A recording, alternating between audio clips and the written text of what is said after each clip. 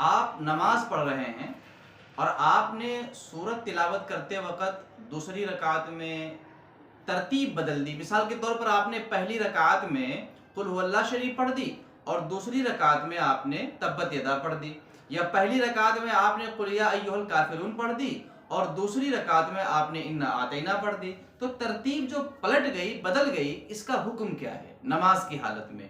یاد رہے، اگر آپ نے یہ کام جان بوجھ کر کیا ہے تو اس کا الگ حکم ہے، آپ نے بھولے سے ایسا کیا ہے تو اس کا معاملہ الگ ہے.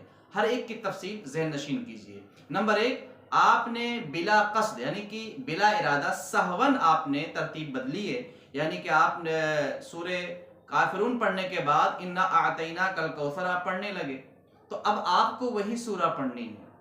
اس غلطی پر نہ تو سجدہ سہو ہے، نہ تو نماز دہرانی ہے اور نہ ہی گناہ ہے. دوسری چیز، اگر آپ نے جان بوجھ کے ترتیب بدلی ہے تو یہ گناہ ہے، لیکن پھر بھی نماز کا اعادہ نہیں ہے اور سجدہ سہو بھی نہیں کرنا ہے.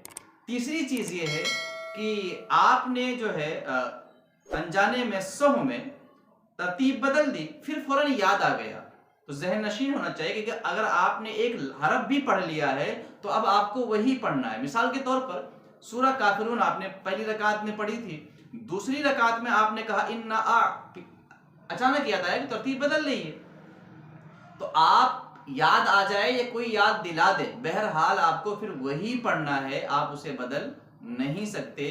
اس سلسلے میں فتاوی رضویہ شریف، فتاوی فقیہ ملت، فتاوی نوریہ اور وقار الفتاوی، اور اس کے علاوہ تفہیم المسائل، مسائل سجدہ سہو اور دیگر کئی کتابوں میں اس کی تفصیل موجود ہے.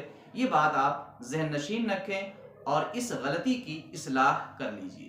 یاد رہے، یہ جو ترتیب ہے نا، ترتیب واجب ہے، لیکن یہ واجبات قرت سے ہے، واجبات نماز سے نہیں ہے.